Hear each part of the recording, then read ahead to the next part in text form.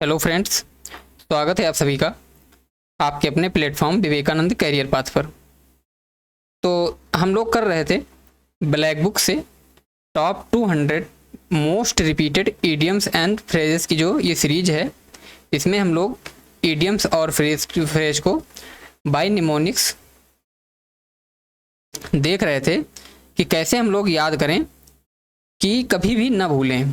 तो इस सीरीज में हम लोगों ने अभी तक 1 से 80 तक यानी टोटल 80 ईडियम्स सिनोनिम्स कर लिए हैं और आज हम लोग देखेंगे 81 से 120 तक, यानी कि टोटल एक क्लास में हम लोग 40 ईडियम्स और फ्रेजेस देखते हैं। तो जो भी दोस्त SSC CGL, CHSL, MTS, CPO या बैंक के किसी भी ऐसे एग्ज़ाम या कोई भी ऐसा एग्ज़ाम जिसमें इंग्लिश पूछी जाती है, तो आप वो कैब याद करने के लिए आप मेरी इस क्लास को ज्वाइन कर सकते हैं। एक बार आप लोग पूरी क्लास को ध्यान से देखिए, आप लोगों को खुद पता चल जाएगा कि इस क्लास को मैंने कितने अच्छे से डिज़ाइन किया हुआ है और कितने अच्छे से मैंने याद करने के इतने बढ़िया बढ़िया तरीके बताए हैं, जिसमें आप हंसते हंसते बिल्कुल निमोनिक्स को ऐसे दिमाग में बिठा लेंगे कि कभी भी उनको भूलने वाले नहीं हैं। तो चलिए आज हम लोग देखेंगे 81 से 120 तक का जितने भी ईडियम्स और फ्रेजेज हैं और साथ में ये कितनी बार पूछे गए हैं, कितना इंपॉर्टेंट है, ये सारी चीज़ें हम लोग देखेंगे। तो क्लास को स्टार्ट करने से पहले आप सभी को बता दें कि जो इस क्लास की पीडीएफ है आपको मेरे Telegram channel Vivekanand career path पर मिल जाएगी, जिसकी लिंक मेरे डिस्क्रिप्शन में दी हुई है।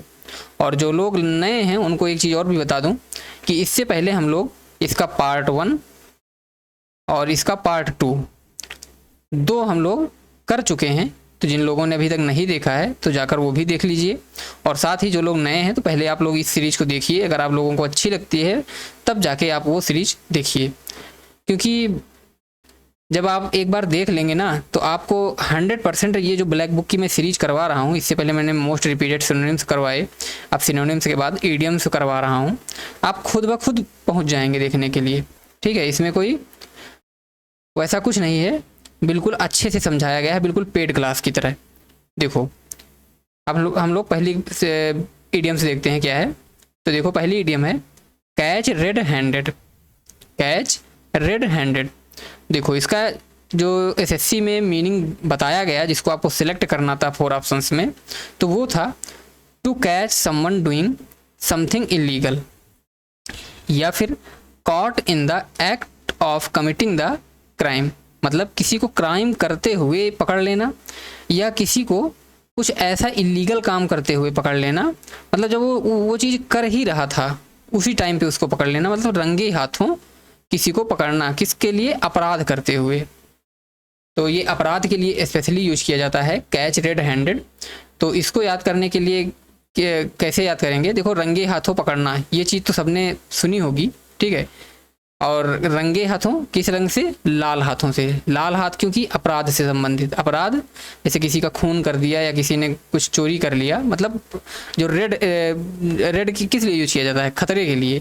तो मतलब कोई ऐसा खतरा वाला काम करते हुए पकड़ लेना, तो उसके लिए कैट रेड हैंडेड यूज किया जाता है। इसको मैं इसलिए रिलेट कर रहा हूँ ऐसे कि जब आप जैसे ईडियम्स देखें एग्जाम में तो आप रिलेट कर जाएं कि कैच मतलब पकड़ना, रेड मतलब लाल हाथ, हैंडेड मतलब हाथ, मतलब लाल हाथों से रंगा हुआ पकड़ लेना, मतलब रंगे हाथों पकड़ना। देखो याद करने का क्या तरीका है, वैसे ये ईडियम्स बहुत ईजी है, ज़्यादातर लोगों को पता होगा, लेकिन जो लोग नए हैं भी तो उनके लिए बता देता हूँ कि देखो लाल हाथ, ठीक है, रेड हैंडेड का मतलब लाल हाथ। अब कैसे याद करेंगे कि खून से रंगे हुए लाल हाथ पकड़ना, मतलब बिल्कुल अपराध करते समय ही किसी को पकड़ लेना, ठीक है। जैसे मैंने बताया ना कि रेड मतलब खून से रिलेटेड, मतलब किसी को अपराध करते हुए, खून करते हुए ही पकड़ लेना।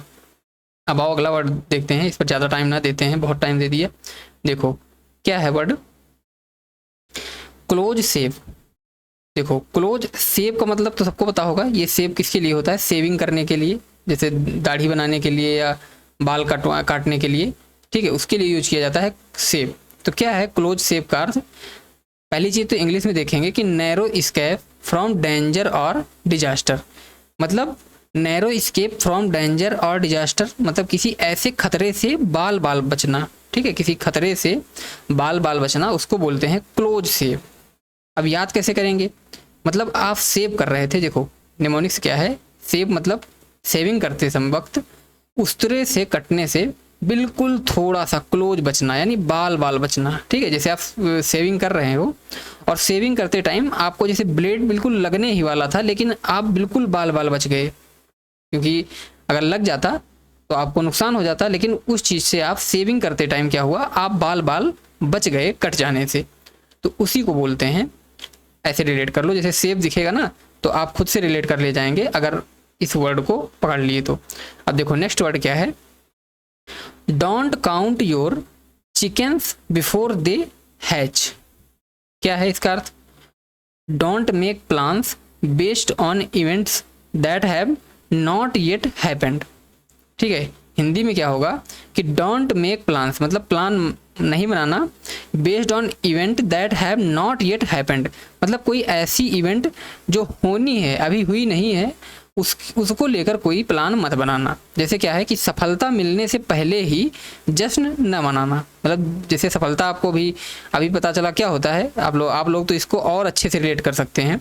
अब जो जैसे तैयारी करते हैं, ठीक है, तैयारी में क्या होता है, आप लोगों के साथ बहुत बार ऐसा हुआ होगा जो काफ़ी दिनों से तैयारी कर रहे हैं, पता चला प्री हो गया, ठीक है, प्री हो गया, मेंस हो गया, और फिर उसके बाद हुआ क्या, आप बिल्कुल उम्मीद में थे कि अब तो मेरा हो जाएगा, बढ़िया नंबर भी आए थे, लेकिन आगे चल के हुआ क्या, नॉर्मलाइजेशन का खेला हो गया आपके साथ, ठीक है, नॉर्मलाइजेशन का आपके साथ खेला हो गया। आपको तो पता था कि मेरे अच्छे नंबर हैं, मेरा हो जाएगा, लेकिन हुआ क्या, नॉर्मलाइजेशन में आपके नंबर कम हो गए और आपका सिलेक्शन नहीं हुआ। और हुआ क्या उससे पहले कि आपने ये बात कि मेरा प्री भी हो गया, मेरा मेंस भी हो गया, ये बात आपने अपने सारे रिश्तेदारों को, सारे दोस्तों को बता रखी। तो अब क्या होगा, वो लोग आपका मजाक उड़ाएंगे कि इसका बस ऐसे ही होता रहता है, पता नहीं क्या होता है नहीं होता है, किसी को नहीं पता। तो इन सब चीज़ों के लिए क्या होता है, डोंट काउंट योर चिकन्स, मतलब आप उस जो है चिकन का मतलब क्या होता है, जैसे मुर्गी के मांस को क्या बोलते हैं, चिकन। तो क्या है, डोंट काउंट योर चिकन मतलब अपना उसको मत काउंट करो बिफोर दे हैच, जब तक उसको हैच मतलब क्या होता है, जैसे अंडे सेना होता है ना, उसको बोलते हैं कि जब बिफोर दे हैच, जब तक उसको वो हैच ना कर दे, मतलब कि अंडे से ले, तो अपना ना काउंट करो। बस इसको इतने से पकड़ सकते हो कि अपना उस चिकन को अपना मत काउंट करो जब तक वो चीज़ कंफर्म ना हो जाए, ठीक है। तो इस चीज़ को बोलते हैं सफलता मिलने से पहले जश्न ना मनाना। अब देखो याद करने का क्या तरीका है, हैच का मतलब होता है अंडे सेना। क्या है कि अंडे से चूजे बाहर आने से पहले ही उन्हें गिनना बेवकूफ़ी है, काम पूरा होने से पहले जश्न ना मनाएं। समझ गए आप, कि जैसे किसी मुर्गी ने अंडे दिया और आप पहले से ही अंडे गिन रहे हैं कि इस 3 अंडे हैं और 3 अंडों में 3 मुर्गियाँ निकलेंगी और ये मेरा काम हो जाएगा। अब पता चले वो जब अंडे सेने जाती है तो पता चला किसी से नहीं निकला बच्चा, तब तो 2 ही रह गए ना, अगर आप पहले काउंट कर लिए तो आपको असफलता मिलेगी उसमें। तो ये चीज़ है, ठीक है, इसको ऐसे रिलेट करके याद कर सकते हो। नेक्स्ट वर्ड देखते हैं, देखो वर्ड क्या है, फुल ऑफ बीन्स। ठीक है, इससे पहले हम लोगों ने एक बीन्स से रिलेटेड पढ़ा हुआ था, तो उसका क्या अर्थ था, उसका अर्थ था कि सीक्रेट खुल जाना, ठीक है, रिवील द बीन्स, कुछ ऐसे करके था। तो इसका है फुल ऑफ बीन्स, इससे इसका अर्थ क्या होता है, lively and energetic, full of energy मतलब जोश से भरा हुआ।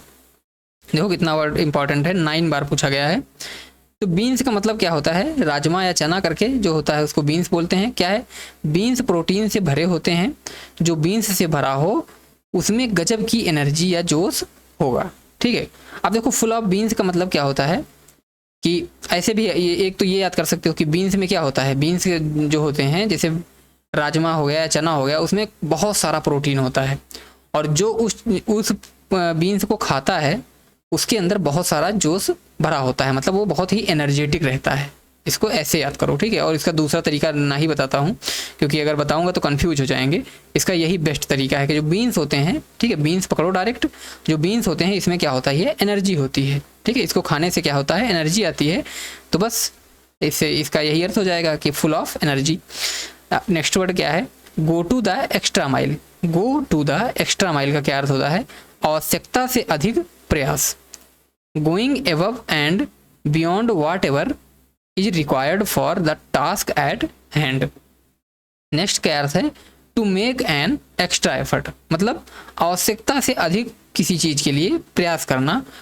To go the extra mile, मतलब आपको जैसे कहीं जाना था, किसी कार्य के लिए जाना था आपको 2 किलोमीटर और आप चले गए 5 किलोमीटर, ठीक है। तो 5 किलोमीटर क्या है, आपने एक्स्ट्रा एफर्ट कर दिया ना उस चीज़ के लिए, उस काम के लिए एक्स्ट्रा एफर्ट कर दिया, मतलब जितनी आपको ज़रूरत नहीं थी उससे ज़्यादा आपने एक्स्ट्रा माइल चल दिए। तो इसको वैसे रिलेट कर लो। देखो, एक्स्ट्रा माइल किसी की मदद के लिए या काम के लिए तय सीमा से 1 माइल एक्स्ट्रा पैदल चलना, उसको बोलेंगे आवश्यकता से अधिक काम करना या गो टू एक्स्ट्रा माइल। इस ये वर्ड जब आए तो इसमें डायरेक्ट एक्स्ट्रा माइल पकड़ो और गो पकड़ो, ठीक है, एक्स्ट्रा माइल गो। चलो नेक्स्ट वर्ड देखते हैं। आई थिंक आप लोगों को बढ़िया से समझ में आ रहा होगा। अगर वीडियो पसंद आती है तो अपने दोस्तों को भी शेयर करिए। देखो वर्ड क्या है, ins and outs. Ins and outs, देखो इसका मीनिंग क्या है जो एसएससी में पूछा गया है। ये है सीक्रेट, द डिटेल और complicated facts of something, full details, यानी कि पूरा विवरण। इन्स एंड आउट मतलब कहते नहीं कि मुझे इसके अंदर बाहर का सब कुछ पता हो गया है। कोई व्यक्ति है, बहुत सारे लोगों को सुना होगा कहते हुए कि मुझे इस व्यक्ति के जो ये अंदर से है और जो बाहर से है, ये चीज़ें मैं इसके उन चीज़ों से पूरी तरह अवगत हो चुका हूँ, मतलब मैं उन चीज़ों को पूरी तरीके से समझ चुका हूँ कि ये अंदर से और बाहर से कैसा है, ठीक है। मतलब इन्स एंड आउट्स, इन्स मतलब अंदर, आउट्स मतलब बाहर, मतलब किसी की चीज़ के बारे में पूरा विवरण होना आपके पास। देखो, इन्स मतलब अंदर, आउट्स मतलब बाहर, किसी जगह के अंदर और बाहर की सारी जानकारी होना, यानी पूरा विवरण आपको मिल जाना। देखो कितना इंपॉर्टेंट वर्ड है। देखो इसमें जितने भी वर्ड मैंने लिए हैं मोस्ट रिपीटेड हैं, ठीक है, सबसे ज़्यादा रिपीट हुए हैं। तो ये आप बिल्कुल भी इनको इग्नोर नहीं कर सकते हैं, बिल्कुल ध्यान से पढ़िए। और एक बार अगर ध्यान से पढ़ लिए ना तो वादा करता हूँ कि आप कभी नहीं भूलेंगे इनको। देखो नेक्स्ट वर्ड है स्पिक एंड स्पैन। अब देखो इसका क्या अर्थ होता है, वेरी नीट, क्लीन और टाइडी, मतलब बहुत साफ सुथरा, उसको क्या बोलते हैं, स्पिक एंड स्पैन। अब याद कैसे करेंगे, देखो स्पिक का मतलब क्या होता है, सफाई। ध्यान रखिएगा, अगर नहीं पता है तो समझ लो, स्पिक का मतलब होता है सफाई, यानी कि घर इतना साफ हो कि हर स्पॉट चमक रहा हो, बिल्कुल नया और साफ सुथरा की तरह, ठीक है। स्पिक का मतलब होता है सफाई। अगर आप ये वर्ड इतना ध्यान रख ले गए तो आपको इस वर्ड को करने से कोई नहीं रोक सकता, ठीक है। अब देखो अगर वैसे नहीं याद रख सकते तो इसको इतने से पकड़ो, पैन से, ठीक है। पैन क्या है, पैन जिसमें हम लोग कोई चीज़ बनाते हैं, खाना बनाते हैं, मतलब जैसे चाय बनाते हैं या कुछ करते हैं, कुछ फ्राई करते हैं, तो उसको बोलते हैं पैन। पैन क्या है, पैन को साफ सुथरा रखना, ठीक है। पैन को हमेशा क्या रखा जाता है, साफ सुथरा रखना चाहिए, जिससे जैसे खाना बनाओ तो कोई गंदगी ना हो, मतलब वो चीज़ स्वच्छ रहे। तो पैन से रिलेट कर सकते हो, पैन क्या होता है, हमेशा साफ सुथरा रखा जाता है। स्पिक अगर आपको याद रह गया सफाई से रिलेटेड, तब तो इस वर्ड को करने से कोई रोक ही नहीं सकता, ठीक है। स्पिक का मतलब होता है वेरी नीट एंड क्लीन। आओ नेक्स्ट वर्ड देखते हैं। वर्ड है to get cold feet. To get cold feet, देखो इसका इंग्लिश में क्या अर्थ आया था, टू एक्सपीरियंस नर्वसनेस और anxiety before one attempt to do something. मतलब क्या हुआ इसका, किसी चीज को लेकर घबराहट होना, ठीक है। टू गेट कोल्ड फीट, सुना होगा बहुत सारे लोगों से कि पाँव ठंडे पड़ रहे हैं, ठीक है। पाँव ठंडे पड़ने का मतलब क्या होता है, नर्वसनेस होना, बहुत ज़्यादा घबराहट होना। क्या है, कोल्ड फीट यानी ठंडे पैर, डर या नर्वसनेस के मारे सारे शरीर को का सुन्न हो जाना और पैर ठंडे पड़ जाना, ठीक है। तो उसको बोलते हैं टू गेट कोल्ड फीट। ध्यान रखिएगा, इजी है। नेक्स्ट वर्ड क्या है, टर्न अ ब्लाइंड आई। देखो ब्लाइंड आई क्या है, टर्न अ ब्लाइंड आई मतलब किसी चीज को इग्नोर कर देना, to ignore a situation, facts और रियलिटी, ठीक है। देखो पहली चीज तो ब्लाइंड आई, ठीक है। ब्लाइंड आई का मतलब जिसको दिखता ना हो, जिन आंखों से दिखता ना हो, और उनको क्या है, टर्न कर लेना, मतलब घुमा लेना। मतलब घुमाने का मतलब जैसे ही टर्न और आई के साथ आता है ना, तो उसको यही समझा करो कि उसका अर्थ यही है ज़्यादातर कि अनदेखा करना, ठीक है, अनदेखा करना। तो क्या है, turn a blind eye, to ignore a situation, fact और रियलिटी। कैसे याद करेंगे, देखो इसका अर्थ है अंधा बन जाना या अनदेखा करना। याद करेंगे ब्लाइंड आई से इसको, सब कुछ सही सलामत देखते हुए भी अपनी एक आंख अंधी यानी ब्लाइंड कर लेना, यानी जानबूझकर अनदेखा करना। ठीक है, समझ गए होंगे आप लोग क्या मैं कहना चाहता हूँ, कि अपनी आंखों को टर्न कर लेना मतलब घुमा लेना किसी चीज़ से लेकर, तो उसको बोलते हैं। जैसे आप लोगों ने देखा होगा कि कहीं पे पता चला कोई अपराध कर रहा है या कोई चोरी कर रहा है, ठीक है, तो बहुत सारे लोग क्या करते हैं कि मुझे इसके बारे में किसी को बताना ना पड़े या कोई मुझसे पूछे, जैसे कभी पुलिस केस हुआ, ये चीज़ें गांव में बहुत होती हैं, सब लोगों ने देखा होगा कि कोई मुझसे पूछे या कुछ करे तो मैं बोल दूं मैंने देखा ही नहीं, मतलब उस पचड़े में ना फंसें, इसके लिए वो उस चीज़ को इग्नोर कर देते हैं, उसको देखते ही नहीं हैं। ठीक है, तो इसको बोलते हैं। नेक्स्ट वर्ड 89 का, अब अगला 90 क्या है, अप इन आर्म्स। इसका अर्थ क्या होता है, खींचा हुआ या कड़ा विरोध करना। ठीक है, अप इन आर्म्स। अभी इसका याद करने का तरीका बताते हैं, बहुत अच्छा है। टू बी एंग्री, ठीक है, टू बी एंग्री भी इसके लिए बोला जा सकता है, या protesting vigorously about something in rebellion. ठीक है, इन रेबेलियन भी होता है, इसमें से कुछ भी पूछा जा सकता है, और है ना जो ये निशान होता है इसका मतलब और होता है। तो क्या है, टू बी एंग्री इसके लिए होता है, या प्रोटेस्टिंग वाइगोरसली अबाउट समथिंग, या इन रेबेलियन। ठीक है, किसी चीज़ का कड़ा विरोध करना या खींचा हुआ होना, मतलब चिढ़ा हुआ टाइप में होना। तो इसको याद करेंगे। आर्म्स, देखो इसमें आर्म्स दिया हुआ है, तो आर्म से हम लोग देखेंगे हथियार उठा। ठीक है, क्या है कि गुस्से में आकर हथियार यानी आर्म्स ऊपर उठा लेना, मतलब विद्रोह या कड़ा विरोध करना। ठीक है, अगर किसी ने, आर्म्स का मतलब क्या होता है, हथियार होता है। ठीक है, आर्म्स का मतलब क्या होता है, हथियार होता है, और किसी ने हथियार को क्या कर लिया, अप कर दिया यानी उठा लिया, यानी हथियार उठा लेने का मतलब क्या होता है, उस चीज का विरोध करना। और कैसा विरोध, कड़ा विरोध। आई थिंक समझ गए होंगे। नेक्स्ट वर्ड देखता हूं, क्या है कि wear his heart on his sleeves, wear his hearts on his sleeves. इसको तो आप लोग बहुत अच्छे से समझ जाएंगे, अभी देखना। क्या है कि एक्सप्रेस हिज फीलिंग ओपनली या to show your true emotions. देखो इसका पहले हिंदी अर्थ भी पढ़ लेते हैं, कि दिल खोल कर देना, अपनी भावनाओं को खुलकर बता देना। देखो इसका क्या है, be his hearts on his sleeve. Sleeve क्या होता है, बाह। ठीक है, बाह जो होती हैं उनको बोला जाता है स्लीव्स। क्या है कि किसी का दिल कहाँ पर है, उसकी बाहों में, मतलब स्लीव्स में। उसने अपने जो अपना हर्ट है, अपना दिल है, उसको अपने हाथ में लेकर वो घूम रहा है। हाथ में लेने का मतलब वो अपना जो अपनी फीलिंग्स हैं, अपनी जो भावनाएं हैं, वो किसी के सामने भी खोलकर बता देता है। ठीक है, मतलब जैसे दिल फेक टाइप का आदमी, तो उसको बोलते हैं कि wear his heart on his sleeves. देखो क्या है, स्लीव का मतलब होता है आस्तीन। अपना दिल हर्ट या शर्ट की बाह या स्लीव पर पहनना, ताकि सब उसे देख सकें। ठीक है, समझ गए होंगे कि जैसे अपनी फीलिंग्स को ऐसे सबके सामने एक्सप्रेस कर देना कि मतलब कोई चीज़ उसको हाइड करने वाली चीज़ उसके अंदर है ही नहीं है, वो सब कुछ अपना सीक्रेट जितना भी है लोगों को दिल खोल के बता देता है। तो उसको बोलते हैं wear his hearts on his sleeve. आओ नेक्स्ट वर्ड देखते हैं। वर्ड है वाइट एलिफेंट। बताओ, एक सेकेंड, देखो क्या है वाइट एलिफेंट। तो एक वर्ड आगे बढ़ गया है, सॉरी। हाँ, यहाँ पर से हम लोग वाइट एलिफेंट, इसका अर्थ होता है महंगा और परेशानी का स्रोत। देखो एलिफेंट कैसा होता है, एलिफेंट सबने देखा होगा, ज़्यादातर एलिफेंट्स सब क्या होते हैं, ब्लैक होते हैं। ठीक है, एलिफेंट ब्लैक होता है, लेकिन कोई अगर वाइट एलिफेंट की बात करने लग जाए तो वाइट एलिफेंट कहते हैं कहाँ पाया जाता है, तो ये पाया जाता है थाईलैंड। ठीक है, जीके में पढ़ा होगा सबने। तो अगर थाईलैंड से क्या हुआ, अगर हम किसी को वाइट एलिफेंट इंडिया में मंगवाना हो तो वो क्या होगा, बहुत ज़्यादा महंगा हो जाएगा, और दूसरी चीज़ परेशानी का भी कार्य हो जाएगा। वो वहाँ से मंगवाना, वहाँ से उसका खर्चा, व्यवस्थाएं, सारी चीज़ें देखनी पड़ेंगी। तो इसको बोलते हैं, तो उस चीज़ को बोलते हैं वाइट एलिफेंट। ठीक है, तो क्या है इसको, costly and troublesome possession useless to its honour.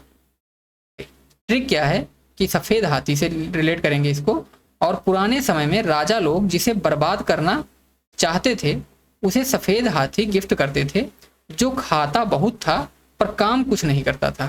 ठीक है, सफ़ेद हाथी क्या है, जो खाता बहुत है और काम कुछ नहीं करता है। तो राजा लोग क्या करते थे, जिसको बर्बाद करना होता था उसको सफ़ेद हाथी गिफ्ट कर देते थे।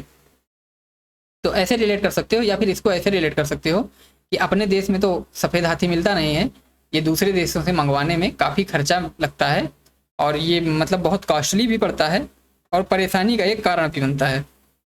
तो हम लोग इसको ऐसे याद करेंगे। नेक्स्ट वर्ड है a man of letters. A man of letters का मतलब बहुत ही विद्वान आदमी। लेटर्स का मतलब क्या होता है, अक्षर। तो आदमी अक्षरों से भरा हुआ है। ठीक है, तो क्या है, प्रोफिशिएंट इन लिटरेरी आर्ट और स्कॉलर जिसको बोलते हैं, as well educated and a wise person. ठीक है, अ मैन ऑफ लेटर्स का मतलब जिसको बहुत अक्षरों का ज्ञान है। ठीक है, बहुत विद्वान आदमी है, उसको क्या बोलते हैं, अ मैन ऑफ लेटर्स।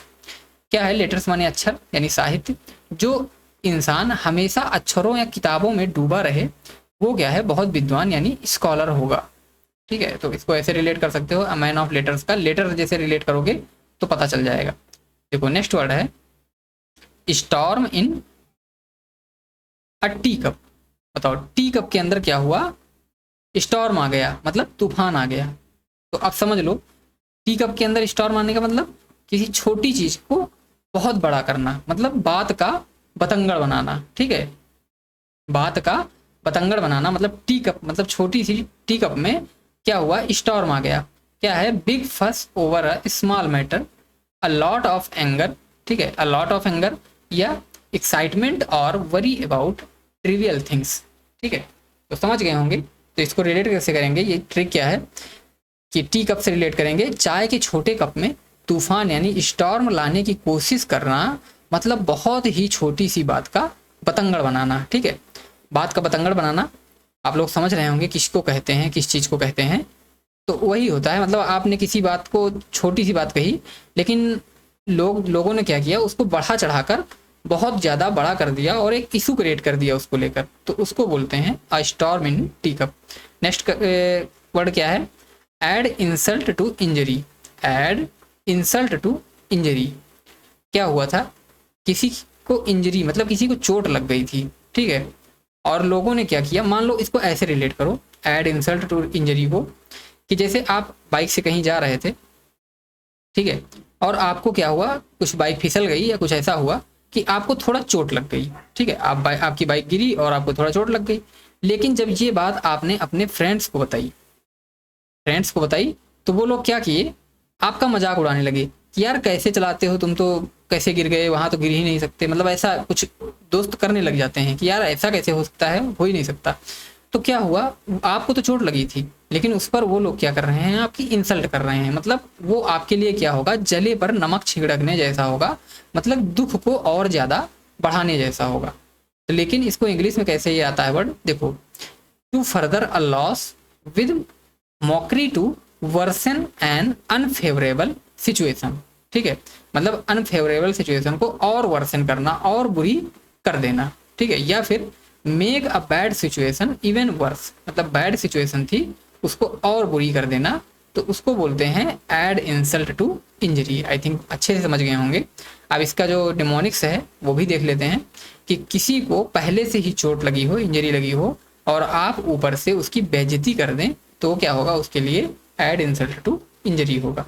आओ नेक्स्ट वर्ड देखते हैं। देखो वर्ड जो है ना वही अर्थ बोलते हैं, बस आपको एक बार उनको ध्यान से देखना होता है। बस अगर आपने ध्यान से देख लिया तो वो वर्ड खुद बोलता है कि मेरा अर्थ क्या है और मैं क्या हूँ। ठीक है, तो देखो नेक्स्ट वर्ड है एप्पल ऑफ वंस आई।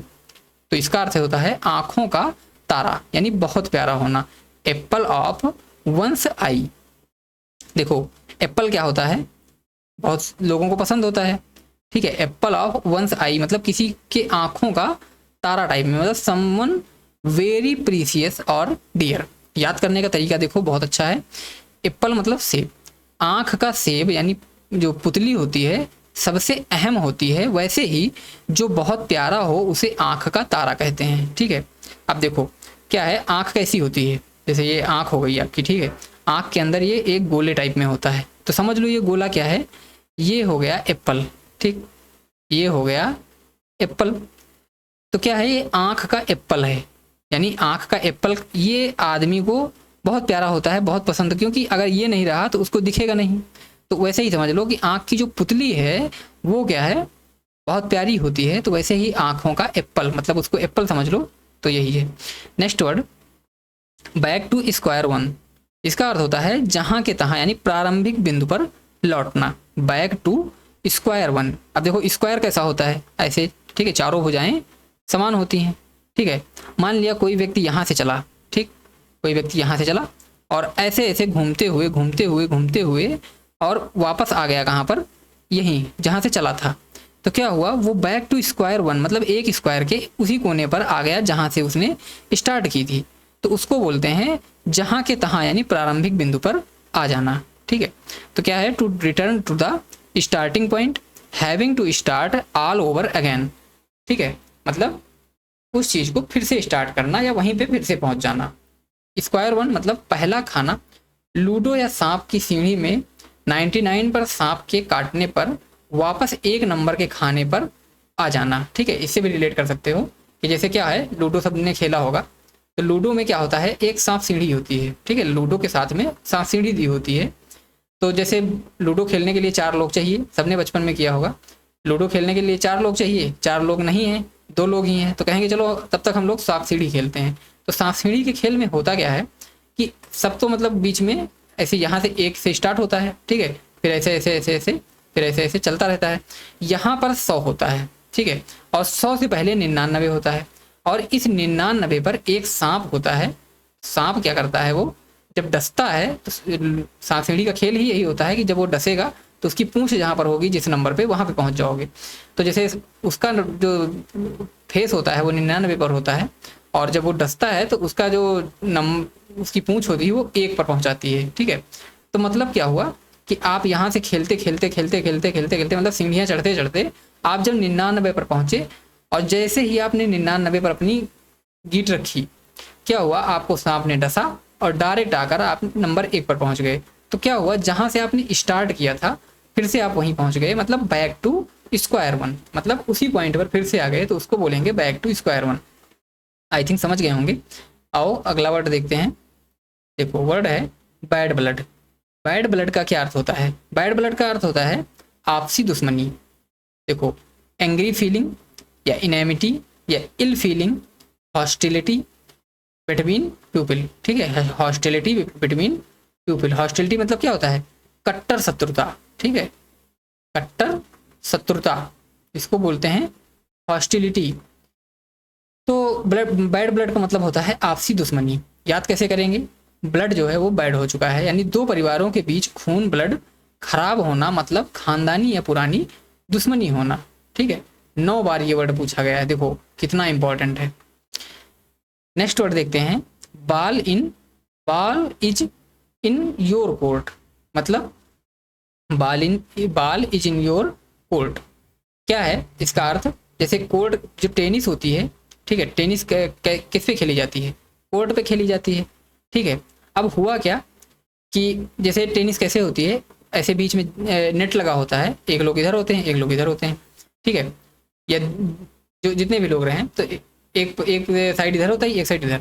अब इधर से किसी ने मारा बॉल को और इधर आ गई, तो अब इसकी जिम्मेदारी है उसको उस साइड पहुंचाना, ठीक है। बाल इन योर कोर्ट मतलब जिसके कोर्ट में बाल होगी उसकी क्या होगी, जिम्मेदारी होगी उस बॉल को दूसरी साइड में पहुंचाने की। तो बस ऐसे याद कर लो कि जो टेनिस का खेल कोर्ट पे होता है, उसमें जो बॉल होती है वो जिस कोर्ट में होगी उसकी जिम्मेदारी होगी, मतलब अगर योर कोर्ट में है तो आपकी जिम्मेदारी है उसको दूसरे कोर्ट में पहुंचाने का।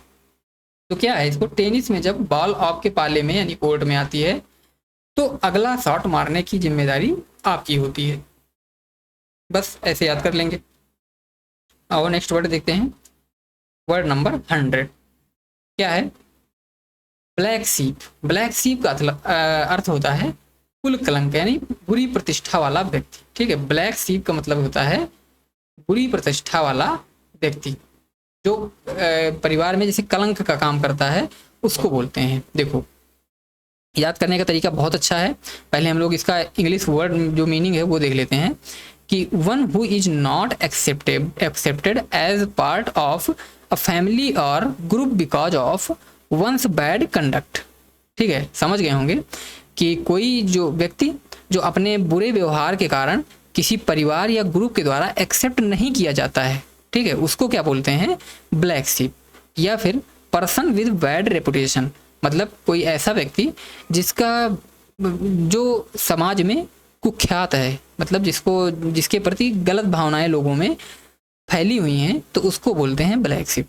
अब देखो याद करने का क्या तरीका है। ब्लैक शिप, देखो सफ़ेद भेड़ों के झुंड में अगर एक काली भेड़ जो सबसे अलग दिखे और उसे परिवार में बुरा माना जाता जाए, ठीक है, मतलब क्या है कि जो भेड़ें हैं, भेड़ें किस कलर की हैं, सारी भेड़ें सफ़ेद कलर की हैं, और उसमें एक कोई ब्लैक शिप आ जाए, तो ब्लैक शिप वो क्या है, उसको लोग अगर वो जो भेड़ों का परिवार है उसको क्या माने कि ये तो बेकार है, मतलब इसने तो मेरा कुल है, मतलब सब लोग सफ़ेद थे और ये बीच में काला कहाँ से आ गया, तो इसने क्या किया, मेरे जो कुल था, मेरा परिवार था, इसकी नाक कटवा दी, मतलब कलंक लगवा दिया, तो उसको बोलते हैं ब्लैक शिप। आओ नेक्स्ट वर्ड देखते हैं, चिकन हार्टेड। चिकन हार्टेड क्या है, बहुत ही डरपोक टाइप का आदमी, कावर्डली या इजिली फ्राइटेंड। ठीक है, चिकन हर्ट, देखो चिकन क्या है, मुर्गी या मुर्गा, ठीक है, तो क्या होता है उसका हर्ट क्या होता है, बहुत छोटा होता है, बहुत छोटे दिल का जो होता है, मतलब छोटे दिल का मतलब बहुत ही डरपोक टाइप का। ठीक है, तो निमोनिक्स क्या है, मुर्गी का दिल बहुत छोटा होता है और वो जरा सी आहट से डरकर भाग जाती है, तो उसको क्या बोलते हैं, डरपोक। ठीक है, उसको बोलते हैं चिकन हार्टेड, ऐसे व्यक्तियों को। आओ नेक्स्ट वर्ड देखते हैं, वर्ड नंबर 102 क्या कहता है, fair wither friends. Fair wither friends का मतलब क्या होता है कि जब वेदर अच्छा था तब वो फ्रेंड थे, मतलब कहते नहीं है कि अभी इससे पहले हम लोगों ने एक वर्ड भी किया था, कौन सा वर्ड था वो, बैड वेदर करके था कुछ, कि बुरी स्थिति में होना, ठीक है, ऐसा कुछ था, इन अ वीदर्स था, तो इन अ वीदर्स का मतलब क्या था कि मुश्किल में होना, परेशानी में होना, लेकिन था अब ये वर्ड क्या है, ये भी वेदर से रिलेटेड है, तो इसमें क्या है, फेयर वेदर, मतलब अच्छा मौसम है और उस अच्छे मौसम में आपका कोई फ्रेंड है, ठीक है, तो वो क्या होगा, वो स्वार्थी होगा, क्योंकि वो अच्छे मौसम का फ्रेंड है। जब आपके दिन खराब होंगे, ठीक है, आपके लिए मौसम खराब होगा, तो वो क्या होगा, आपके लिए फ्रेंड नहीं होगा, या फिर आपके लिए जब मौसम खराब था या आपके दिन खराब थे तो उस टाइम वो आपका फ्रेंड नहीं था, तो वो क्या हुआ, एक स्वार्थी मित्र हुआ आपके लिए। ठीक है, तो इसके लिए जो वर्ड आया था इंग्लिश में, क्या आया था, फ्रेंड इन गुड टाइम्स। ठीक है, अच्छे समय में जो मित्र होते हैं उनको बोलते हैं फेयर वेदर फ्रेंड्स, या फिर supports only when easy and convenient. ठीक है, अब इसको याद करने का क्या, देखो 9 बार ये वर्ड पूछा गया, कितना इंपॉर्टेंट है। फेयर वेदर का क्या है, साफ मौसम, सबको पता होगा। जो दोस्त सिर्फ अच्छे मौसम यानी आपकी सफलता के समय ही साथ दें, मुसीबत में नहीं, उनको क्या बोलते हैं, मतलबी दोस्त, यानी fair weather friends. I think समझ गए होंगे सब लोग। नेक्स्ट वर्ड देखते हैं, फॉर गुड। फॉर गुड यानी कि सदा के लिए, परमानेंटली या फॉर एवर। ठीक है, फॉर गुड का मतलब क्या होता है, हमेशा के लिए या सदा के लिए या परमानेंटली। तो इसको याद कैसे करेंगे, फॉर गुड, जो चीज़ सबकी भलाई यानी गुड के लिए हो उसे हमेशा हमेशा परमानेंटली के लिए लागू कर देना चाहिए। ठीक है, क्या है कि कोई ऐसी चीज़ है जो सबके लिए लाभकारी है, ठीक है, सबके लिए वो चीज़ क्या है, लाभकारी है, तो क्या करना चाहिए कि उसको हमेशा के लिए सबके लिए अनिवार्य कर देना चाहिए। ठीक है, हमेशा के लिए सबको अनिवार्य कर देना चाहिए, यानी सदा के लिए, तो उसको क्या बोलेंगे, फॉर गुड। गुड है यानी अच्छा है, तो अच्छा है तो हमेशा के लिए सबको उसके लिए प्रोवाइड करवा दो, तो उसको बोलते हैं। ठीक है, कोई ऐसी चीज़ है। आओ अगला वर्ड देखते हैं, वर्ड है in black and white. In black and white, देखो इसको याद करेंगे ऐसे कि जो पेज होता है, पेज कैसा होता है, पेज हमेशा होता है वाइट। एक थिंक मतलब ऐसे सोच लो, जैसे पेज किसी भी कलर का भी होता है, लेकिन मान लो पेज क्या होता है, ज़्यादातर वाइट होता है और उस पर आप ब्लैक से लिख रहे हैं। ठीक है, इन ब्लैक एंड वाइट, तो उसको बोलते हैं लिखित रूप में। ठीक है, लिखित रूप में कोई चीज़ देना उसको बोलते हैं, मतलब वाइट पेज पे ब्लैक से लिख के देना, तो उसको इन ब्लैक एंड वाइट बोलते हैं। इन राइटिंग या रिटन डाउन और इन प्रिंट। ठीक है, अब देखो क्या है कि सफ़ेद कागज़ पर काले पेन या इंक से प्रिंट करके सबूत देना, मतलब लिखित रूप से देना। ठीक है, तो आई थिंक समझ गए होंगे, इतना कठिन नहीं है। नेक्स्ट वर्ड है in the nick of time, important है। देखिए, in the nick of time का अर्थ होता है सही समय पर। ठीक है, in the nick of time का मतलब होता है सही समय पर। देखो, इसका जो मीनिंग आया था इंग्लिश में, एग्जाम में क्या आया था, just in time, at the last possible moment. Just in time या फिर at the last possible moment, बिल्कुल सही समय पर। ठीक है, क्या है, देखो याद करने का तरीका, निक मतलब होता है हल्का कट। क्या है, टाइमर का तार कटने ही वाला हो और हीरो एकदम आखिरी सेकंड पर बम डिफ्यूज कर दे, उसको बोलते हैं बिल्कुल सही मौके पर। ठीक है, इसको बम से रिलेट करके बताया गया है, क्योंकि निक का मतलब क्या होता है, कट करना, हल्का सा कट कर देना, तो उससे इसको रिलेट किया गया है। लेकिन आप इसको ऐसे भी रिलेट कर सकते हैं टाइम से। ठीक है, इन द निक टाइम मतलब बिल्कुल एकदम पॉइंट पे पहुंचना, कि मतलब उसके बाद वो चीज़ घटित हो जाती है, या कोई ऐसी अच्छी भी चीज़ हो सकती है, इसमें कोई ज़रूरी नहीं कि निगेटिव हो, या फिर कोई ऐसा चीज़ होता है उससे पहले, मतलब एकदम ऑन टाइम पे पहुंचना। ठीक है, जैसे आप क्लास में गए और क्लास का टाइमिंग मान लिया 8 बजे था और आप क्लास में पहुंचे 7:59 पर, तो इसको क्या बोलेंगे, ऑन द टाइम बिल्कुल, या फिर डायरेक्ट बिल्कुल 8 बजे पहुंचे, यानी 8:01 पर आपको एंट्री ना मिलती क्लास में, लेकिन बिल्कुल आप 8 बजे पहुंचे तो आपको एंट्री मिल गई। ठीक है, तो उसको बोलेंगे in the nick of time. आओ अगला वर्ड देखते हैं, वर्ड नंबर 106 क्या है, leaves you in the lurch. Leaves you in the lurch, leaves मतलब क्या होता है, छोड़ देना। ठीक है, इन द लर्च, लर्च का मतलब क्या होता है, डगमगाना, मतलब कोई चीज़ जो डगमग हो, मतलब स्थिर ना हो, वहाँ पर छोड़ देना आपको। तो क्या होगा, बीच मझधार में छोड़ देना। ठीक है, leaves you in the lurch का मतलब होता है बीच मझधार में छोड़ देना।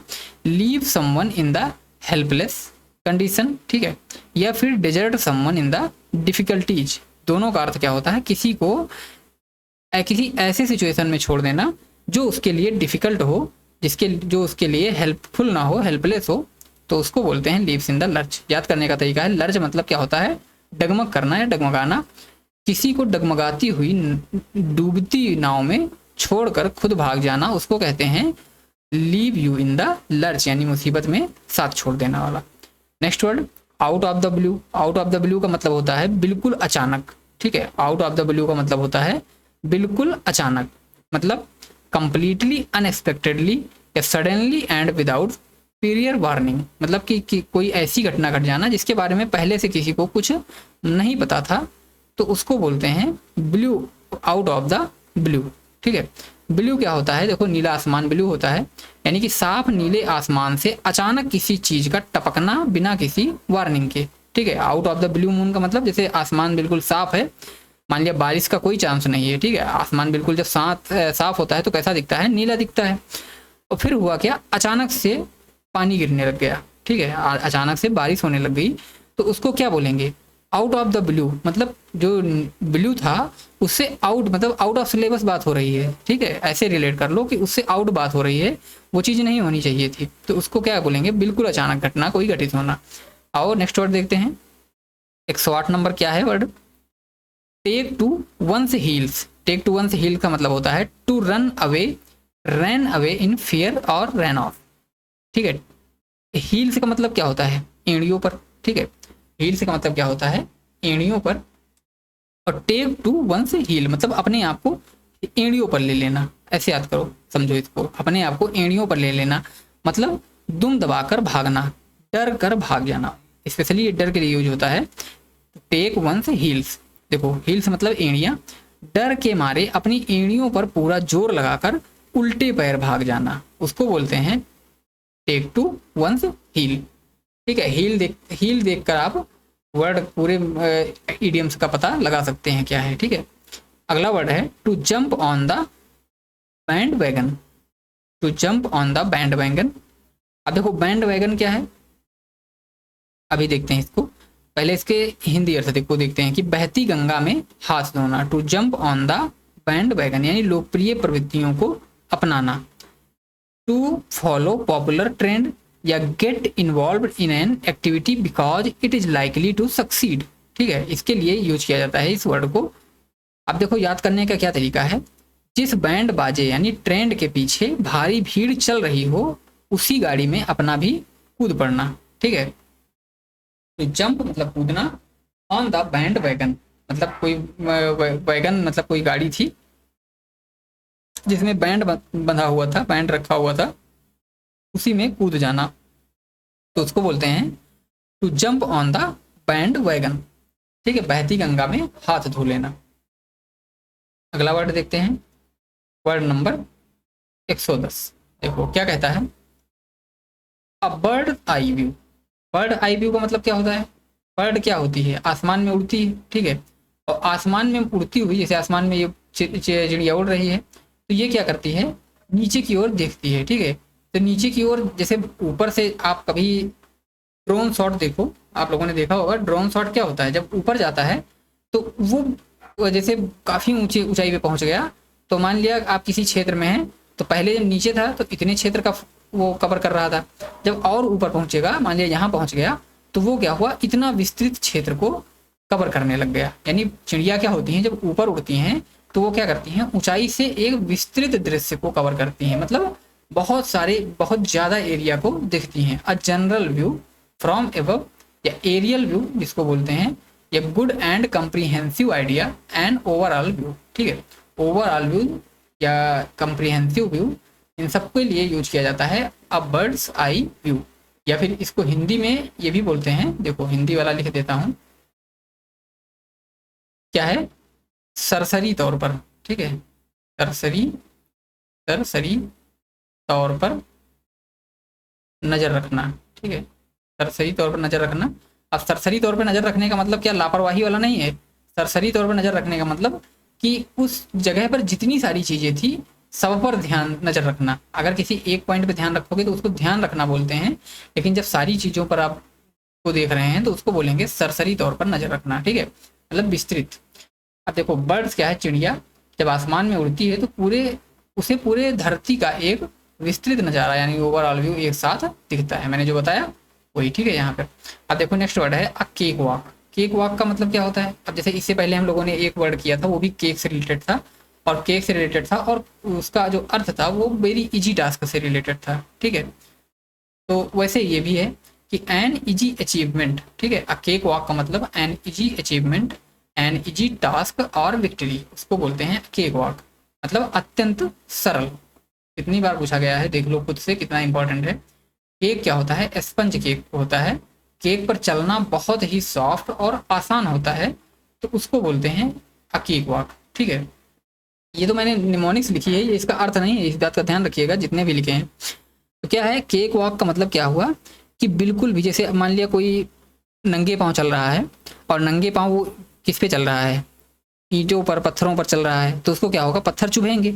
लेकिन अगर वो केक के ऊपर चल रहा है या केक जैसी किसी मुलायम चीज़ पे चल रहा है, सॉफ्ट चीज़ पे चल रहा है, तो उसको चलना कितना आसान होगा।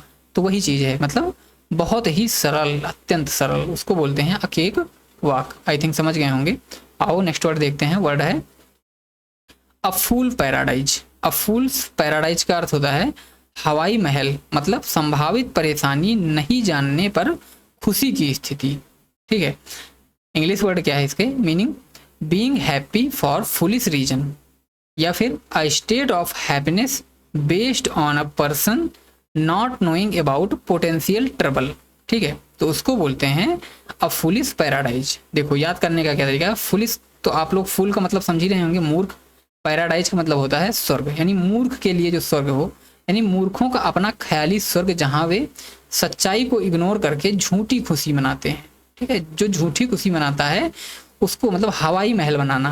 मतलब जैसे कोई व्यक्ति ऐसा है जिसको खाने तक का नहीं व्यवस्था हो पा रही है कि उसका दोनों टाइम का भोजन उसको मिल सके, लेकिन फिर भी वो उस सिचुएशन से परिचित नहीं होकर किसी एक ऐसे सिचुएशन में जीना कि जहाँ उसको एक फर्जी वाली खुशी आ रही है, मतलब कि एक जो चीज़ रियलिटी में नहीं है उस चीज़ के लिए वो खुशी मना रहा है, तो उसको बोलते हैं अ फूल पैराडाइज। ठीक है, देखो अगला वर्ड आई थिंक समझ गए होंगे इसको, वर्ड है a leopard can not change its spot.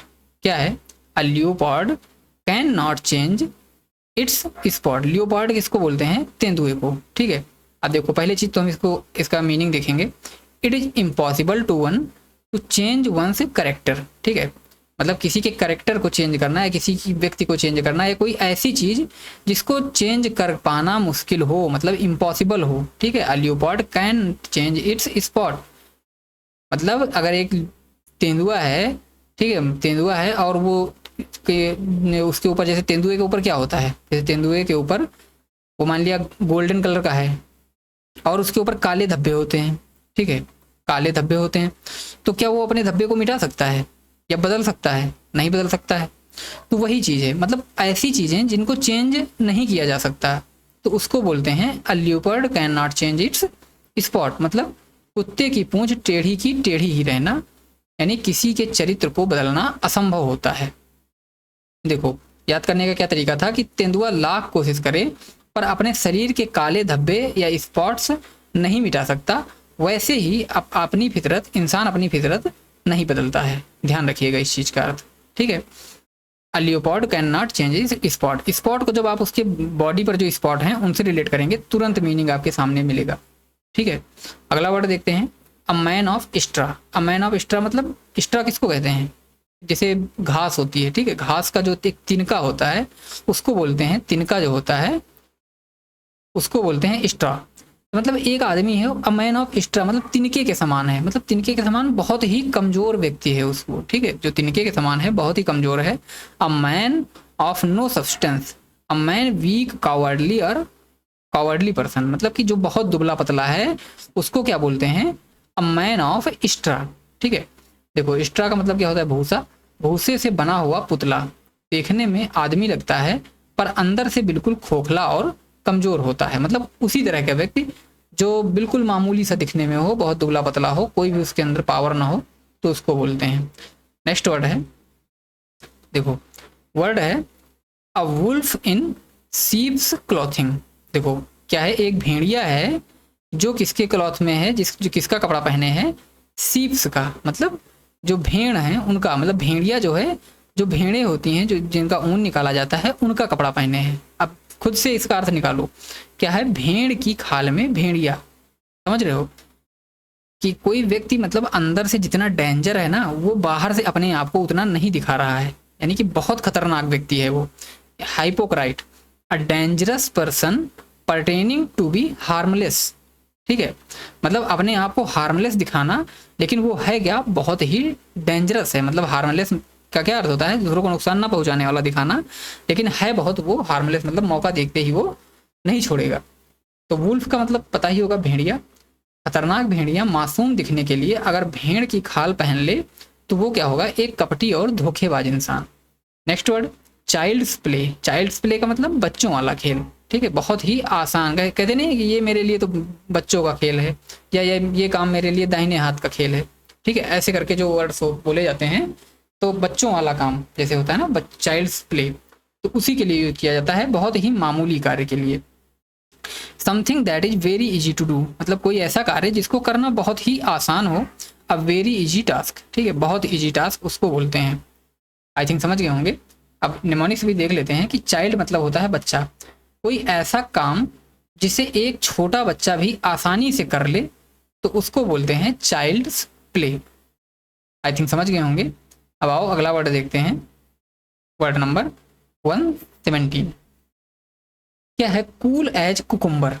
Cool as cucumber का मतलब, कुकुम्बर किसको कहते हैं? खीरा। खीरा क्या होता है? खीरा होता है ठंडा। आप लोगों ने देखा होगा कि लोग अपनी आंखों पर रख के उसको सोते हैं। ठीक है, आंखों पर रख के मतलब बैठे रहते हैं आंखों को ठंडा करने के लिए। तो कुकुम्बर जितना ठंडा होना, मतलब बहुत धैर्यवान होना। ठीक है, जो व्यक्ति बहुत धैर्यवान होता है उसको बोलते हैं कूल एज अ कुकुम्बर, यानी नॉट नर्वस और इमोशनल। ठीक है, नॉट नर्वस और इमोशनल, टू बी काम एंड कंपोज्ड, या कूल एज आइस, उसको बोलते हैं कूल एज कुकुम्बर। देखो क्या है कि चिलचिलाती गर्मी में भी खीरा अंदर से एकदम कूल यानी ठंडा रहता है, वैसे ही मुसीबत में शांत रहने वाला व्यक्ति को बोलते हैं cool as cucumber. I think समझ गए होंगे। अगला वर्ड देखते हैं। वर्ड है कट कॉर्नर। कट कॉर्नर का अर्थ बताओ क्या होगा। देखो जितने भी वर्ड हैं, जितने भी ईडियम्स हैं, जितने भी फ्रेजेस हैं, ये सारे डेली लाइफ से ही रिलेटेड होते हैं। बस आपको क्या होता है, टीचर्स लोग बिल्कुल आपको एक बोझ की तरह इसको याद करवाते हैं कि रटो cut corner, cut corner. Cut corner का मतलब to save money, to save money, ऐसे करके। तो ऐसे थोड़ी ना याद होता है। जब आप जो चीज़ें जैसे इन्वेंट हुई हैं, अगर उनको आप वैसे ही रिलेट करोगे तो आपकी लाइफ में वे बिल्कुल सेट हो जाएंगी। आप उनको खुद ही अपनी बोलचाल की भाषा में यूज करने लग जाओगे, इतना ईजी हो जाएंगी। ठीक है, तो अगर ऐसे करके याद करोगे तो कभी नहीं भूलोगे। तो देखो ये वर्ड क्या है, कट कॉर्नर्स। कट कॉर्नर्स का क्या अर्थ होता है, टू सेव मनी, टाइम और effort when doing something by not including some parts, या फिर do something perfunctorily so as to save time और मनी। और हिंदी में देखते हैं क्या है कि सबसे आसान या तेज गलत तरीके से करना। ठीक है, मतलब कोई काम बहुत ही तेज करना, लेकिन वो भी कैसे, गलत तरीके से। उसका जो तरीका हो वो गलत हो उस कार्य को करने का। और क्यों किया जा रहा है, क्योंकि उसको फास्ट करना है, इसलिए मतलब शॉर्टकट लेना, गलत शॉर्टकट लेना। जैसे होता नहीं है कि बहुत लोग बहुत जल्दी अमीर बनने के लिए क्या करते हैं, पता चला ड्रग का धंधा स्टार्ट कर दिए, या कोई 2 नंबर का कार्य जो इलीगल है ऐसा कोई कार्य शुरू कर दिए, तो उसको बोलते हैं कट कॉर्नर। ठीक है, उस टाइप के सिचुएशन को बोलते हैं कट कॉर्नर। देखो कॉर्नर यानी कोने को काटना। अब जैसे अब पहले पढ़ लेते हैं कि चौकोर रास्ते पर सही से मुड़ने की बजाय शॉर्टकट मारने के लिए कोनों यानी कॉर्नर को काट कर निकलना, यानी गलत तरीके से जल्दी निकलना। क्या है ये, बिल्कुल आपको प्रैक्टिकली समझा देता हूँ कि जैसे मान लो ये कोई एक मैदान है। ठीक है, ये कोई एक मैदान है और आपसे बोल दिया गया कि आप इसके चारों तरफ चक्कर लगाओ। ठीक है, आपने किया क्या, देखा होगा बहुत सारे लोग क्या करते हैं, या आपने ही किया क्या कि जैसे यहाँ से यहाँ तक पहुँचे, जब आपको यहाँ जाना था, यहाँ से आपको फिर यहाँ जाना था, लेकिन आप यहाँ नहीं गए, आप यहीं से मुड़ के डायरेक्ट यहाँ पहुँच गए, फिर यहाँ से मुड़ के डायरेक्ट यहाँ पहुँच गए, यहाँ से यहाँ पहुँच गए। मतलब क्या कर रहे हैं आप, आपको ये कार्य करना नहीं था, ये आपके लिए इलीगल था, लेकिन आपने कोनों पर जाने की बजाय बीच से कट करके यानी कॉर्नर को क्या किया, कट कर दिया। ठीक है, तो ये हो गया गलत तरीके से किसी काम को तेजी से करना। ठीक है, समझ गए होंगे आई थिंक। इसको आप अगर रनिंग से लेकर रिलेट करेंगे तो बहुत अच्छे से दिमाग में बैठ जाएगा। अगला वर्ड क्या है, देखो cut the mustard. Cut the mustard का क्या अर्थ होता है, मस्टर्ड का मतलब तो सबको पता होगा क्या होता है। मस्टर्ड का मतलब होता है सरसों। ठीक है, अब देखो पहले हम लोग इसका निमोनिक से देख लेते हैं। मस्टर्ड का मतलब होता है सरसों, यानी सरसों की कटाई करना बहुत मेहनत का काम है। जो इसे अच्छे से कर ले वो सफल यानी सक्सीड माना जाता है। ठीक है, अच्छा प्रदर्शन करना। देखो क्या है कट द मस्टर्ड का मतलब, इसको ऐसे याद करो कि मस्टर्ड मतलब तो सबको पता होगा सरसों, यानी सरसों काट के बढ़िया बैठना। क्या है कि जैसे किसी की सरसों की फसल लगी हुई है। ठीक है, सरसों की फसल लगी हुई है और वो फसल पक चुकी है, अब पकने के बाद उसको काटने का समय आ गया है। ठीक है, तो क्या हुआ कि जिसने उस फसल को काट लिया तो वो क्या हुआ, टाइम से काट लिया। ठीक है, उस सरसों को, अपनी फसल को टाइम से काट लिया तो उसको क्या होगा, अच्छा उत्पादन मिलेगा, उसको अच्छा प्रदर्शन मिलेगा देखने को। तो वही चीज़ है यहाँ पर कि अगर आपने अपनी मस्टर्ड को टाइम पर काट दिया तो आपको परफॉर्मेंस उसका क्या होगा, अच्छा मिलेगा, आपको अच्छी पैदावार मिलेगी। To perform well, to succeed. ठीक है, तो ऐसे रिलेट कर लो, मतलब सरसों जल्दी काटना टाइम पर। अगला वर्ड और आज का ये लास्ट वर्ड है, देखो क्या है, ड्रा अ लाइन। ठीक है, ड्रा अ लाइन का मतलब क्या है, सीमा निर्धारित करना। ठीक है, देखो लाइफ से भी रिलेटेड ये काफ़ी वर्ड है कि अपने जीवन में आपको एक अपनी सीमा निर्धारित करके रखनी चाहिए अगर आप सक्सेस चाहते हैं। तो क्या है इससे रिलेटेड, देखो जैसे आप तैयारी कर रहे हैं। ठीक है, आप तैयारी कर रहे हैं, मान लिया कोई 2 साल से कर रहा है, कोई 3 साल से कर रहा है, कोई 5 साल से कर रहा है। ठीक है, अगर आपने अपनी एक लिमिट नहीं रखी कि आप जैसे तैयारी करना स्टार्ट किए और आप एक लिमिट रख लीजिए, जैसे अभी आज आप पढ़ रहे हैं क्लास को और आज से आप एक लिमिट रखें कि मैं इस साल, ठीक है, या आज से 1 साल के भीतर सिलेक्शन ले लूँगा। अगर नहीं ले पाया तो मैं कुछ और करूँगा, ठीक है। अगर आपके जैसे ज़्यादा साल तैयारी करने के हो गए तो ऐसे आप एक रख सकते हैं, आप अपनी एक ड्रॉ लाइन अपनी आप एक ड्रा कर सकते हैं। तो अगर आप इस चीज़ को सोच कर करेंगे ना तो आप एक अलग एनर्जी लेवल से कार्य को करेंगे, ठीक है। आप एक अलग एनर्जी लेवल से कार्य को करेंगे और आप उसमें 99% सक्सेस होंगे। ये चीज़ आप लिख लीजिए। लोग सक्सेस किस लिए नहीं होते हैं? बस इसी पॉइंट से नहीं होते हैं क्योंकि उनको लगता है कि इसमें नहीं हुआ तो अगले में देख लेंगे। अभी कोई ऐसा तो है नहीं कि वैकेंसी ख़त्म हो ही जा रही हैं या मेरी उम्र ख़त्म हो ही जा रही है, तो वो लोग क्या करते हैं, उस चीज़ को हल्के में लेते रहते हैं। तो उनकी जो सक्सेस की जो टाइमिंग है वो बढ़ती चली जाती है। लेकिन आप लोगों ने बहुत लोगों से ऐसे सुना होगा कि मेरा इस बार क्या था, ये लास्ट अटेम्प्ट था और मैं सक्सेस हो गया, क्योंकि उन्होंने आखिरी लड़ाई की तरह उस लड़ाई को लड़ा था, इसलिए उन्होंने सक्सेस को पा लिया। अगर उनको पता होता ना कि इसके बाद मेरा अभी एक और अटेम्प्ट है तो वो उसमें भी ना सेलेक्ट होते, उसके बाद भी उनको वो अटेम्प्ट लेना पड़ता, लास्ट वाला भी। लेकिन जब उनको पता चला कि अब इसके बाद मेरे पास कुछ नहीं है, ठीक है, तो उन्होंने इतनी मेहनत की कि सक्सेस हो गए। तो वैसे ही सबको अपनी लाइफ में एक लाइन को ड्रा करके रखना चाहिए कि बस यहाँ तक मैं करूँगा इस चीज़ को, अगर इसके आगे नहीं कर पाया तो मैं इस चीज़ को छोड़ दूँगा। तो आप ये चीज़ समझ लीजिए कि उतने दिनों में आपको सक्सेस मिल जाएगी। तो वैसे ही इसका अर्थ आओ देख लेते हैं, बातें बहुत हो गई। देखिए वर्ड क्या था, draw a line to fix a limit, ठीक है। Limit accept something up to a particular point, ठीक है। आप अपनी लिमिट को फिक्स करना या एक पार्टिकुलर पॉइंट को एक्सेप्ट करना।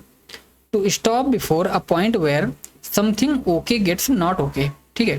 तो ये सारे इसके मीनिंग हैं। अब याद करने का क्या तरीका है, लाइन का मतलब रेखा, यानी लक्ष्मण रेखा की तरह एक लाइन खींचकर चेतावनी देना, इस सीमा से आगे नहीं बढ़ना है, ठीक है। लक्ष्मण रेखा से रिलेट कर सकते हो कि लक्ष्मण जी ने क्या किया था, एक रेखा खींच दी थी कुटिया के बाहर, सीता जी से बोल दिया था कि आपको इससे बाहर नहीं जाना है, मतलब एक लिमिट डिसाइड कर दी थी। तो वैसे ही ये ड्रॉ अ लाइन मतलब एक लिमिट को डिसाइड करना। तो ये थे आज के 120 वर्ड्स, ठीक है। अभी हम लोग इसके 200 वर्ड, यानी कि अभी हम लोग इसके 80 वर्ड और प्रैक्टिस करेंगे, मतलब 2 क्लासेस, ठीक है। नेक्स्ट 2 क्लासेस में ये हमारे most repeated top 200 idioms and phrases, ठीक है, ये हमारे क्या होंगे, कंप्लीट हो जाएंगे। और इसके बाद हम लोग इडियम्स फ्रेजेस ही करेंगे जो और भी ज़्यादा पूछे गए हैं, ठीक है। उसके तो मैं चलो ये भी मैं 2 क्लासेज हैं इसकी, तो उसकी बात में हम लोग बात में कर लेंगे।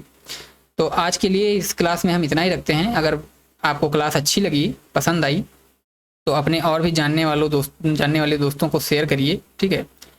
और साथ ही कमेंट करिए।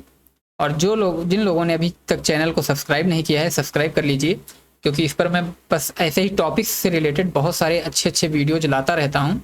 अगर आपको देखना है जीएस से रिलेटेड या मैथ से रिलेटेड, रीजनिंग से रिलेटेड, जितने भी आपके मतलब ऐसे टॉपिक होते हैं जो बच्चों को परेशान करते हैं एग्जाम में या मॉक में, या आपके मॉक में नंबर नहीं बढ़ते हैं जिन टॉपिक्स की वजह से, जिनका रिवीजन नहीं हो पाता है, तो उन सारे टॉपिक्स को मैं यहाँ पर अच्छे से कवर करता हूँ। तो आप लोग मुझको इस वजह से फॉलो कर सकते हैं। और साथ में वीडियो कैसी लगी ज़रूर बताइएगा कमेंट में। तो आज के लिए इतना ही रखते हैं, फिर मिलते हैं आपको नेक्स्ट क्लास में, इसी क्लास में most repeated top 200 idioms and phrases की। तो आज के लिए इतना ही, जय हिंद।